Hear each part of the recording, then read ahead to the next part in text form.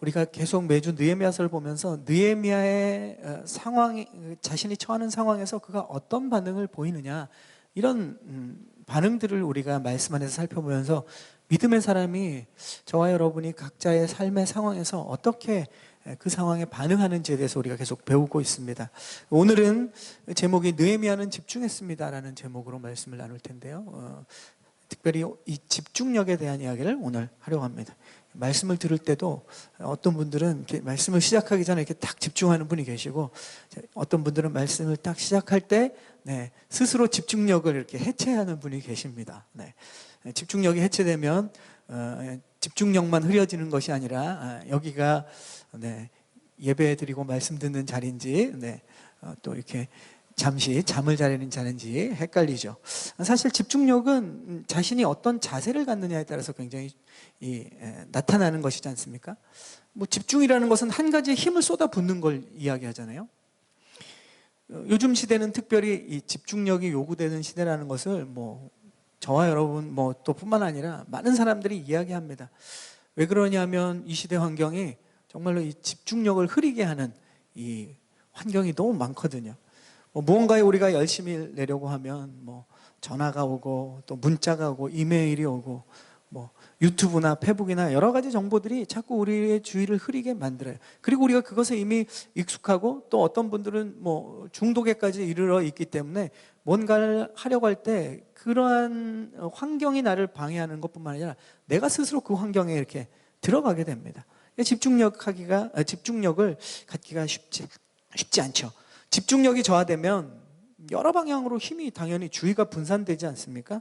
그래서 좋은 결과가 잘 나타날 수가 없겠죠. 그래서 집중력은 항상 이러한 무언가를 선택하는 것과 항상 관련이 있어요. 무엇을 선택하고 그것에 집중할 때 우리에게 좋은 결과들이 나타나는 경우가 대부분이기 때문에 그렇습니다. 믿음 생활에서도 정말로 중요한 것이 집중력이에요. 믿음은 어떻게 보면 집중과 관계되어 있습니다. 믿음이라는 것은 무엇에 집중하느냐에 따라서 믿음을 가질 수도 있고, 믿음이 성장할 수도 있고, 똑같은 상황에서 믿음에 관한 것에 집중하지 않으면 오히려 믿음을 잃어버리는 경우도 있죠. 믿음을 선택하고 그것에 집중할 때 하나님의 역사가 일어나는 것을 우리는 성경을 통해서 수없이 보게 됩니다. 오늘 느헤미야는 자신이 지금 처한 상황에서 무엇을 선택하고 또 어떻게 그것에 대해서 집중하는지에 대해서 오늘 좀 살펴보고, 이 믿음 생활에 대해서 하나님이 주시는 이 집중에 대해서 우리가 좀 알아보려고 합니다. 집중하시고 13절 우리 말씀을 함께 우리 큰 목소리로 읽어보겠습니다. 13절 시작. 그래서 나는 사람들을 가문별로 칼과 창과 활로 무장시켜서 성벽 뒤 낮고 넓게 펼쳐진 곳에 배치했습니다. 자, 여기 보면 이제 처음에 그래서라고 시작을 합니다. 우리가 12절까지 말씀을 지난주에 우리가 보았는데, 어떤 일이 있어서 지금 느헤미야가 이렇게 반응하는가? 11절, 12절 상황을 다시 설명드리면, 유다 백성들이 이제 성벽을 쌓기 시작했어요. 열심히 성벽을 쌓고 있는데, 그 지역에 원래 터를 잡고 있었던 이 도비아와 산발랏과 그 다음에 이방 민족들이 지금 성벽을 건축한다는 이야기를 듣고 어떤 계획을 세냐면, 몰래 그러면은 이들이 유다 사람들이 성벽을 짓고 있을 때 몰래 쳐들어와서 기습을 해서 죽이려고 한다는 그런 계획을 그들이 세웠는데, 그 계획을 느헤미야가 듣고 유다 백성들이 듣게 됩니다. 그리고 이 산발랏과 도비아와 이 이방 민족이 사는 그 인근에도 유다 사람들이 살았거든요. 그들이 와서 느헤미야에게 이런 위험을 말씀해 보면 10번이나, 그러니까 계속 이야기하는 거죠. 진짜다. 그들이 지금 이러한 계략을 꾸미고 있다라는 이야기를 듣게 됩니다. 이러한 정보는 굉장히 반복적이기 때문에 거의 정확한 정보겠죠. 느헤미야는 굉장한 위협에 지금 빠지게 된 겁니다. 그러면 이 위협에 대해서 느헤미야는 어떻게 하고 있는 건가? 느헤미야는 지금 성벽을 열심히 짓고 있는데 이것을 멈춰버립니다. 지금 중단해요. 먼저 느헤미야가 굉장히 이 성벽 짓는 것이 그의 사명이고 하나님이 주신 비전이고, 이것을 백성들과 열심히 이제 탄력을 받아서 진행되고 있는데 갑자기 이것을 멈춥니다. 왜냐? 느헤미야가 이제 집중하는 것은 이 상황 속에서 그들의 위협에 대한 방어가 더 중요했기 때문에 지금 멈추는 거예요. 방법은 이렇습니다. 13절에 보면 유다 백성들은 가문별로 공동체별로 무장을 시켜서 성벽 뒤에 배치했죠. 그러니까 성벽 건설을 더 이상 하지 않아요. 그들은 성벽 뒤에 그러니까 뒤에 배치되어서 이제 급한 불부터 끄는 거예요. 성벽을 공격하려고 오고 또 이 유다 백성들을 지금 죽이려고 오려는 그들의 공격을 막지 않으면 성벽 건설 자체가 의미가 없거든요. 건설은 또 불가능한 것이기 때문에 적들의 공격에 먼저 대비해서 백성들에게 일을 시키는 것이 아니라 일을 함께 하는 것이 아니라 전투 준비를 시킵니다. 그러니까 오늘 말씀에서 느헤미야가 첫 번째로 집중한 것은 뭐냐? 지금 이 위협적인 상황에서 우선적으로 해야 되는 일이 뭔지 그는 선택을 했어요. 그것은 성벽을 짓는 것이 아니라 외적의 침입을 막는 것. 이것이 우선적으로 해야 되는 일이라고 선택하고 그것에 집중하는 모습을 우리가 보게 됩니다. 사실 뭐 이런 모습은 우리가 보면 당연한 거 아니야? 이렇게 생각할 수 있어요. 그렇죠. 지금 외적이 들어오는데 성벽 건축보다 당연히 외적을 막는 전투를 준비하는 것이 당연한 것처럼 보입니다. 근데 하지만 우리가 우리의 실제 상황에서 보면 우선적으로 해야 되는 일을 우리가 알고 있는데 그것에 집중하지 못할 때도 우리가 많이 있거든요. 왜 우선적으로 해야 되는 일을 우리가 알고는 있고 이걸 먼저 해야 된다라고 생각하지만 그것을 하지 않고 놓치는가를 우리가 보면 우리가 지금 맞이하고 있는 그 위험한 상황이 얼마나 우리에게 위기인지 또 우리에게 위협이 되는지를 우리가 잘 못 느껴요. 그걸 인식하지 못할 때 우리는 이것이 우선적으로 해야 되는 일이지만 차일피일 미루게 된다는 거죠. 또 이전에 계속하고 있던 일이 굉장히 우리는 익숙하기 때문에 그것을 멈추는 것을 우리는 굉장히 부담스러워합니다. 그리고 이전에 하고 있던 일이 특별히 중요한 일일 때 우리는 그것을 쉽게 멈추지 못한 거죠. 그러니까 느헤미야가 이게 당연한 것 같지만 사실은 우리의 삶에서는 이러한 상황에서 또 그렇게 반응하기가 어려울 때도 있어요. 느헤미야에게 있어서 원수들이 공격 준비를 하는 것을 사실 실제로 자기 눈으로 본 적은 없어요. 이야기들이 계속 들어오는 거죠. 정보가 들어오는 거죠.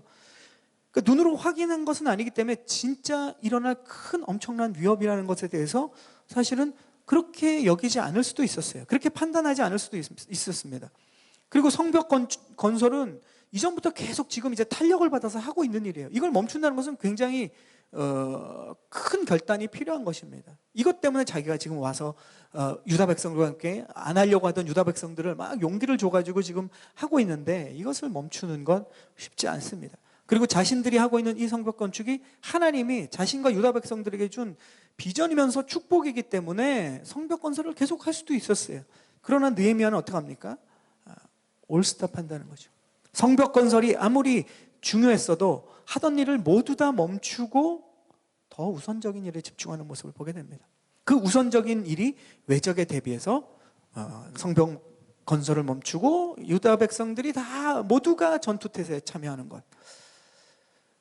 우리는 우리의 상황에서 때로는 모든 것을 멈춰야 될 때가 있습니다. 그때 멈추지 않으면 그 위협이나 위험이 우리의 삶을 무너뜨릴 수 있어요. 지금 이 시기에 나에게 더 우선적으로 해야 될 일이 무엇인가를 우리가 깨달을 때가 있습니다. 그렇게 판단되는 일이 있다면 우리는 그것을 선택하고 집중해야 될 때가 있어요. 뭐 우리의 신앙생활에서도 마찬가지입니다. 내가 하나님을 사랑하는 마음이 식어져 버렸다면 이 위기 앞에서 다른 것에 관심을 갖는 것에 집중을 멈춰야 될 때가 있다는 겁니다. 내 영혼이 죽어가고 있는데 내 육신의 만족이 나를 살리지 못하는데 내 영혼이 기쁘지 않은데 내 육신의 기쁨을 계속 추구하고 있다면 그 육신의 기쁨도 지속되지 못할 거거든요. 그리고 우리의 신앙생활에서 지속적인 루틴이 있지 않습니까? 기도하고 말씀을 읽고 예배를 드리고 이러한 우리의 믿음의 습관이 우리에게 무너져 있다면 내 삶의 다른 부분들이 아무리 중요한 일이 있다고 하더라도 믿음의 습관을 세우는데 우리는 다시 믿음의 습관을 회복하는데 중요한 노력과 관심과 집중을 해야 된다는 거예요. 영적인 기반이 무너지면 다른 기반은 세워봤자 우리에게 있어서 그것은 마치 예수님이 비유한 모래 위에 집을 짓는 것과 같습니다. 고난이나 어떤 상황이 오면 그냥 한 번에 무너지게 되는 거예요. 만약에 우리의 일상의 삶도 그렇습니다. 우리의 가정생활이 무너져 있다면 지금 내가 다른 수익 나는 일이 있어도 그것에 집중하면 안 되죠. 가정생활에, 가정을 세우는데 우선적으로 집중해야 됩니다. 우리에게는 항상 어떤 상황마다 우리가 집중해야 될 것들이, 우선적으로 집중해야 될 것들이 있어요. 지금 이 시기에 여러분에게 가장 우선적으로 세워야 되는, 우선적으로 집중해야 되는 것이 무엇입니까? 하나님은 여러분에게 무엇을 말씀하고 계십니까? 하나님은 여러분의 내면을 통해서 성령께서 주시는 음성에 여러분 귀를 기울이기를 축복합니다. 그것에 집중해야 돼요. 그것이 서야 다른 것들이 거기에 따라서 그 위에 세워지는 겁니다. 느헤미야가 지금 우선적으로 해야 하는 일을 선택했어요. 그리고 집중했습니다. 그러면 또 다른 어떤 일에 집중하는지 그 이후에 14절에도 나옵니다. 우리 14절 말씀을 함께 읽어보겠습니다. 14절 시작. 백성들이 두려워하는 것을 보고 나는 귀족들과 관리들과 나머지 백성들에게 말했습니다. 그들을 두려워하지 마시오. 위대하고 두려우신 여호와를 기억하고 여러분의 형제와 자녀와 아내와 가정을 위해 싸우시오. 자, 14절에 보면 느헤미야가 이제 모든 백성들이 성벽 건축을 스탑시키고 지금 전투태세를 갖추게 했는데, 지금 백성들의 문제는 뭐냐면 두려움이 있었다는 거예요. 그래서 그들이, 유다 백성들이 지금 두려워하는데 그들이 두려움을 벗어낼 수 있도록, 그래서 힘을 얻을 수 있도록 집중하는 모습이 보입니다. 14절에 뭘 얘기합니까? 우리가 두려워해야 될 것은 그런 외적 환경이 아니라는 거예요. 오히려 이 위협의 상황을 두려워하는 것이 아니라 무엇을 두려워해야 되느냐? 하나님을 두려워해야 된다, 이렇게 이야기합니다. 그러면서 또 격려의 내용을 하나 더 붙이죠. 자, 우리가 두려워해야 될 것은 적들이 아니라 하나님이고, 또 한편으로 또 이야기하는 것은, 자, 우리는 적들에 대해서 이들이 용기를 얻지 못하고 힘이 없고 두려움에 쌓여 있으니까 우리가 힘을 내야 된다. 그러면은 힘을 내기 위해서 무엇이 필요한가? 여러분의 형제와 자녀와 아내와 가정을 위해서 싸우십시오. 이 이야기가 그들에게 힘이 된다는 거예요. 그러니까 느헤미야가 집중한 것은 이 전투태세를 갖춘 유다 백성들이 힘을 내도록 그 사기를 높이는 것에 집중하는 모습을 봅니다. 그는 지금 자칫 위험한 상황에서 이 이스라엘 백성들이 낙심하고 마음이 흔들리고 그래서 포기하고 도망갈 수 있었던 이 위험한 순간에 유다 백성들에게 지금 전쟁의 사기를 높여주는 거예요. 그 내용은 백성들이 힘을 낼 수 있는 조건, 즉 힘의 원천을 제공하는 겁니다. 두 가지죠. 한 가지는 환경을 두려워하지 않고 하나님을 두려워할 때 그 힘이 나오는 것이죠. 또 한 가지는 내가 속한, 내가 소중하게 생각하는 공동체를 향한 그 사랑과 애정이 넘칠 때 힘이 생겨나는 거기 때문에 지금 느헤미야가 이 두 가지를 얘기하는 거예요. 우리가 환경을 두려워하면, 지금 이 유다 백성들은 이 환경과 적들을 지금 두려워하고 있거든요. 우리가 환경을 두려워하면 우리가 진짜 실패할 것 같고 진짜 망할 것 같다는 생각이 들지 않습니까? 만약 환경을 두려워해서 그냥 환경에 항복해버리면 어떤 일이 일어납니까? 진짜 실패하고 망하죠. 그런데 우리가 하나님을 두려워하면 어떻게 됩니까? 환경에 항복하면 망해요. 근데 하나님을 두려워하고 하나님께 항복하면, 우리는 하나님께 항복한다는 걸 이제 순복이라는 단어를 또 특별히 쓰지만 그것도 내용은 항복이랑 똑같아요. 하나님께 우리가 항복하면 하나님이 우리를 망가뜨립니까? 그렇지 않아요. 우리는 실패하지 않아요. 우리는 망하지 않습니다. 우리는 하나님께 항복하면 하나님의 도우심과 승리를 얻게 되는 겁니다. 아멘? 그래서 환경을 두려워하는 것과 하나님을 두려워하는 것은 전혀 다른 거예요. 똑같은 두려움이라는 단어를 쓰지만 그 내용과 결과는 전혀 다르다는 거예요. 우리가 환경에 굴복할 것이냐, 하나님께 순복할 것이냐, 이것은 우리가 무엇에 집중하느냐에 따라서 다른 거예요. 우리는 환경에 항복하지 말고 하나님께 항복해야 되는 거죠. 하나님께 항복한다는 것은 우리의 그 모든 것을 주님께 다 맡겨드리는 거예요. 주님이 일하실 것을 기대하고 주님께 올려드리는 겁니다. 오늘 느헤미야의 말을 들어보십시오. 그들을 두려워하지 말고 위대한 하나님을 두려워하십시오, 이렇게 얘기해요. 하나님을 두려워하는데 앞에 하나님은 어떤 분이신지를 이야기하지 않습니까? 위대한 하나님이시는. 위대한 하나님은 왜 위대하십니까? 우리를 도우시고 승리를 주시기 때문에 우리가 볼 때 그 하나님은 위대하신 분이신 거예요. 여러분, 이렇게 이렇게 화초를 키우시는 분도 계시고 집에 뜰이 계신 분도 계시겠지만 생각해 보십시오. 잡초는 어떻습니까? 가만 냅둬도 잘 자라요. 그죠? 그런데 곡식은 어떻습니까? 가만 놔두면 안 자라요. 계속 가꿔줘야 자랍니다. 우리의 믿음 생활에서도 똑같은 것 같아요. 우리가 이 환경의 두려움은 잡초와 같아요. 가만 놔두면 그 환경의 두려움이 사라지는 것이 아니라 아주 무럭무럭 자랍니다. 우리의 걱정과 근심을 먹고 이 환경의 두려움은 우리를 더 커지게, 그 두려움은 더 커지게 돼 있어요. 그러나 우리가 정말로 잘 가꿔야 되는 것은 무엇이냐? 위대한 하나님을 향한 집중력, 그 하나님을 향한 믿음은 우리가 계속 훈련하고 가꾸어 나가야 돼요. 그래야 놀라운 풍성한 열매들이 우리의 삶에 맺혀지는 겁니다. 이렇게 느헤미야는 지금 유다 백성들에게 위대한 하나님을 기억하라, 그 하나님께 항복하라, 그 하나님을 두려워하라 라고 집중시키면서 한편으로는 이 싸움에 대해서 그들이 힘이 없고 다 낙심해 있고 두려워하니까 뭘 얘기합니까? 누구를 위해서 여러분이 싸우는지를 다시 한번 인식시켜 주는 거예요. 우리의 형제와 자매와 아내와 가정을 위해서 싸우라 라고 얘기합니다. 왜 이들을 위해서 싸우라고 말합니까? 사람들은 내가 속한 공동체를 위해서 또 내가 가치를 두는 사람들을 위해서 싸울 때 힘이 나거든요. 그 짐 알더 목사님의 책, 이런 책이 있습니다. 기쁨은 여기서 시작된다라는 책에 보면 진정한 기쁨은 개인에서 일어나는 건 진짜 기쁨이 일어날 수가 없대요. 잠깐 일어나는 것 같아도 사라진다는 거예요. 그런데 기쁨이라는 것은 우리가 이야기하는 진짜 진정한 기쁨은 무엇이냐? 공동체적인 거라는 것이죠.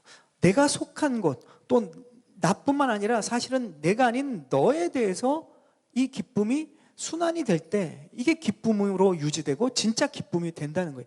공동체적인 기쁨이 우리를 지속적이고 결국은 우리를 살리는 것은 나를 위한 기쁨이 아니라 공동체적인 기쁨이 나를 살리게 되는 결과를 얻는다라는 거죠.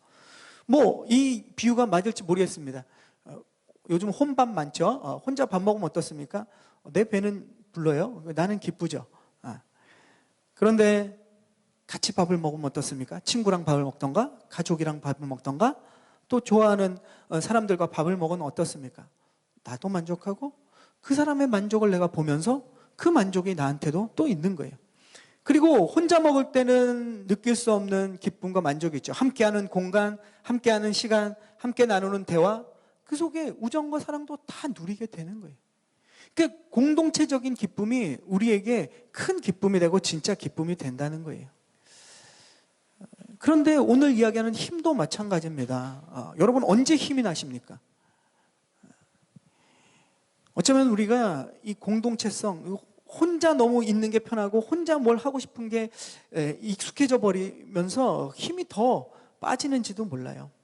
우리가 보통 힘이 나는 것은 공동체 속에서 있을 때 힘이 납니다. 우리가 사기가 풀이 죽어 있고 우리가 사기가 이렇게 다운돼 있고 내가 막 이렇게 굉장히 어려움 가운데 있을 때 우리는 어떻게 힘이 납니까? 누군가 나를 격려하면 갑자기 힘이 나잖아요. 힘은 공동체로부터 오는 겁니다. 누가 나를 칭찬하면 힘이 나잖아요. 누군가 사랑하는 사람이 생기면 그 사람 때문에 엄청난 힘을 냅니다. 아무리 어렵고 힘들어도 내가 사랑하고 또 내가 지키고 내가 함께 해야 하는 또 함께 하고 싶은 사람들을 생각하면 힘이 나죠. 일터에서 아무리 어려워도 가족을 생각하면 그 가장에 힘이 나는 이유가 거기 있지 않습니까? 가정에서 가사일이 아무리 힘들어도 가족을 생각하면 힘이 나는 이유, 그것이 지속적으로 계속 힘을 내서 반복해서 할 수 있는 이유도 거기에 있는 거죠. 혈육의 가정뿐만도 아닙니다. 내가 가치를 갖는 공동체가 있다면 그곳에서 우리는 힘을 얻게 돼요. 이것은 믿음 안에서뿐만 아니라 세상에서도 똑같습니다. 이 자기계발서 중에 그 유펜의 심리학 교수가 있는데 에이시안인데 안젤라 더워스라는 사람이 있어요. 이 사람이 2, 3년 전에 책을 냈는데 아주 베스트셀러로 잘 팔렸어요. 아마 한국어 번역판도 있어서 여러분도 보신 분 계시겠지만 그릿이라는 책이에요. 그릿. 네, 읽어보셨나요? 네.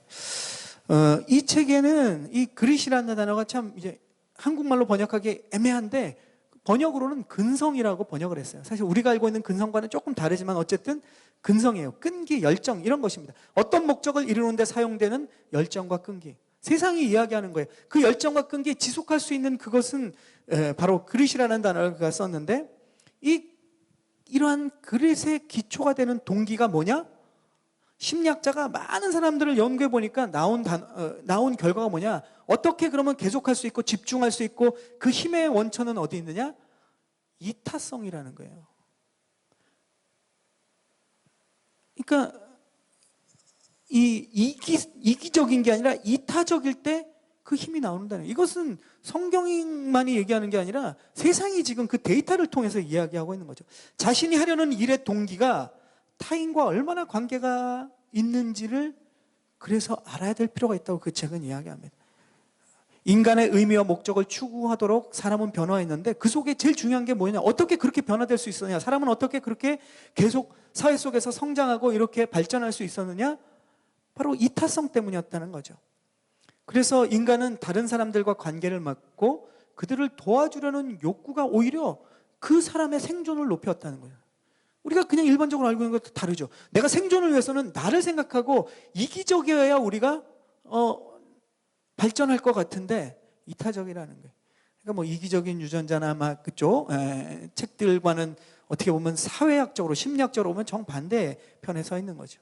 오히려 내가 인간이 어떤 다른 사람들과 관계를 맺고 도와주려는 욕구가 그들을 발전시키고 성장하고 이 사회를 좀 더 나은 사회로, 좀 더 행복한 사회로, 좀 더 힘 있는 사회로 발전시켜 왔다는 거죠. 우리가 가장 어려운 난관을 헤치고 이겨냈을 때를 돌아보라. 교수님은 이렇게 얘기합니다. 여러분 한번 생각해 보시죠. 우리가 가장 힘들고 어려운 난관에 봉착했을 때 그것을 어떻게 우리가 이겨냈었느냐? 그걸 돌아보면 거기에는 반드시 내가 아닌 타인의 유익과 관계가 있었을 것이다 라고 진단을 합니다. 이처럼 세상의 지혜서들도 많은 조사와 검증을 거쳐서 이타성이 얼마나 중요한지를 이야기하고 있어요. 성경은 사실 이미 수천 년부터 그 얘기를 계속 해오고 있지 않습니까? 예수님의 산상수훈을 쫙 모아서 얘기하면 뭡니까? 이타성이에요. 구약의 믿음의 사람들이 보여준 행동들은 다 뭡니까? 그들은 왜 축복을 받았고, 그들은 왜 하나님의 능력을 체험했고, 그들은 왜 하나님이 그들을 믿음의 사람이라고 얘기했느냐? 이 이타성이 그들의 삶의 중심에 있었다라는 거예요.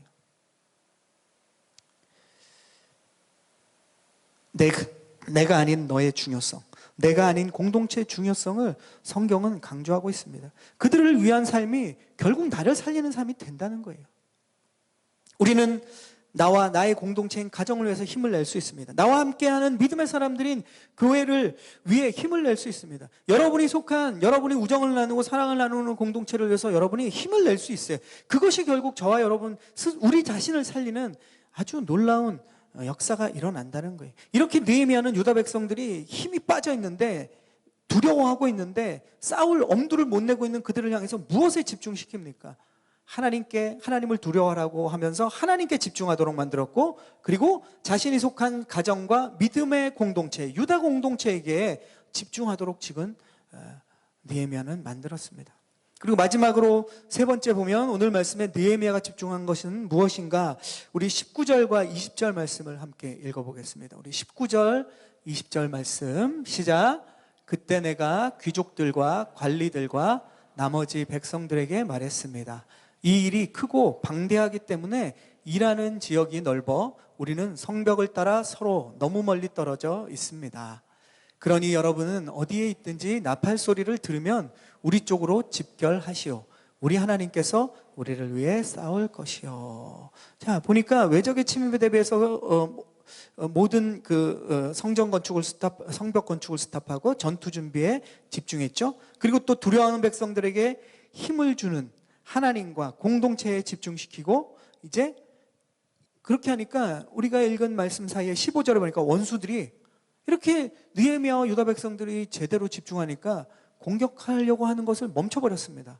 이 공격해봤자 소용이 없겠구나. 그들이 집중하니까, 유다 백성들이 집중하니까 우리의 계략과 우리의 어떻게 보면 이 파괴 전략은 소용이 없겠구나. 그리고 멈춰버렸어요.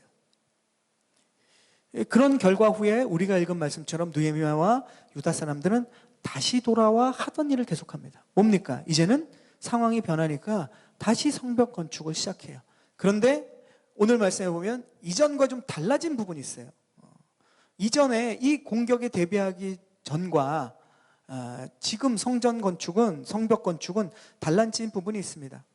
오늘 말씀해 보면 느헤미야는 이제 어떻게 하냐면 자신의 부하들을 전체 성벽 건축의 관리자로 쓰지 않고, 또 그것을 이렇게 어레인지하고 디렉팅하는 데 쓰지 않고 반은 성벽 건축을 계속하도록 이렇게 해줍니다. 그리고 지시하게 하고, 나머지 반은 어떻게 하느냐? 무장을 하고 백성들을 지킵니다. 그리고 또 보면 이전에 짐을 나르고 성벽을 쌓는 사람들도 옛날처럼 하지 않아요. 한 손으로는 일하고 한 손으로는 무기를 들고, 성벽을 쌓는 사람도 칼을 차고 무기를 가지고 합니다. 그러니까 예전에 하던 성벽 건축 일과 그리고 새롭게 지금 변화된 상황에서 전투에 대비하는 일, 이 두 가지를 동시에 집중하게 돼요. 집중하는 일이 늘었어요. 더 피곤하겠죠. 그러나 지금 상황이 바뀐 거예요. 처음에는 성벽 건축에 힘을 쏟았다면 오늘 위기에서는 그들이 그것을 스탑하고 전투 준비에 집중했고, 이제 적들이 공격을 포기했지만 그러나 앞으로 있을 위협에 대비해서 성벽 건축과 전투 준비 두 가지에 동시에 집중하는 겁니다. 그리고 19절, 20절 우리가 읽은 말씀에는 또 한 가지 집중해야 되는 것이 돼요. 이것은 사실은 어떻게 보면 더 중요한 일이죠. 유다 백성들에게 느헤미야는 얘기합니다. 이것에 집중해야 된다. 그것은 뭐냐? 나팔 소리에 집중하라라는 새로운 사인이 옵니다.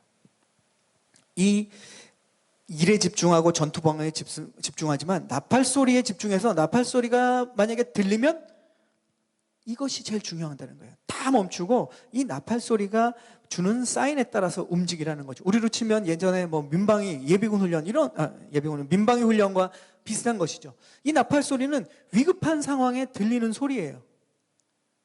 이 나팔 소리는 느헤미야의 부하든지 그 지역에 원래 있던 유다 귀족들이든지 유다의 지역 관리든지 아니면 함께 일하는 사람들이든지 아니면 지금 함께하는 유다 백성들이든지 모두가 함께 힘을 합쳐서 모여서 싸워야 한다라는 사인이 바로 이 나팔 소리라는 거예요. 이게 비유가 될지 모르지만 우리가 운전을 하지 않습니까? 운전을 할 때 우리가 보통 운전을 왜 합니까? 물론 뭐 재미로 하시는 분들도 있지만 목적지에 가기 위해서 운전을 하죠. 그러니까 운전을 시작할 때는 목적지에 가는 게 제일 중요해요. 근데 가는 과정에서 우리가 또 중요하고 집중해야 되는 건 뭡니까? 속도도 잘 지켜야죠. 신호도 잘 지켜야 되죠. 목적지에 가는 게 중요하지만 이것들이 무시되면 목적지에 도착하지 못합니다. 근데 이것보다 더 중요한 게 하나 있어요. 뭐 가끔 우리 이제 이쪽에 우리가 미국에 살다 보면 더 많이 경험하게 되지만 운전하다가 어떤 소리가 들립니다. 그죠? 앰뷸런스나 소방차나 경찰차의 사이렌 소리가 딱 들리면 어떻게 됩니까?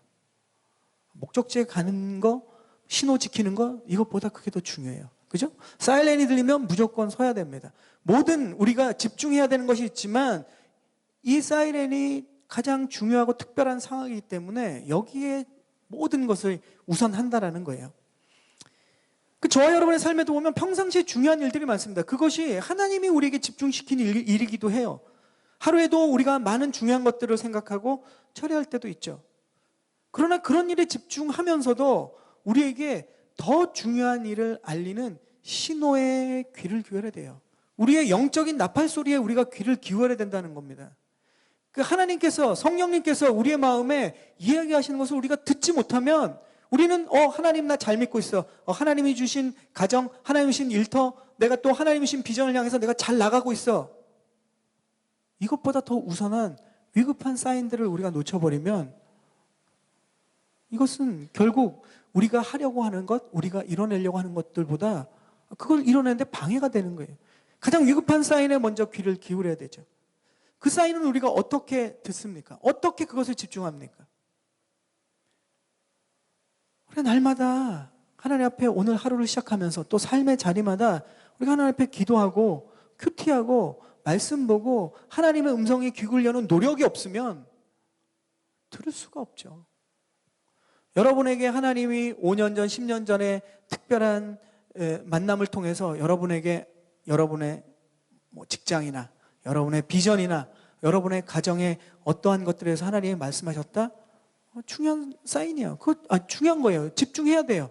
근데 그 일을 하면서 지금 특별한 사인들에 여러분이 들을 수 없는, 또 귀를 기울이지 않고 있다면 과연 그 일이 바르게 이루어질까요? 그 일을 하는 데 있어서 더 기울여야 되는 사이렌의 이런 나팔 소리에 우리는 귀를 기울여야 돼요. 그걸 들으려면 날마다 하나님 앞에 우리가 집중을 해야죠.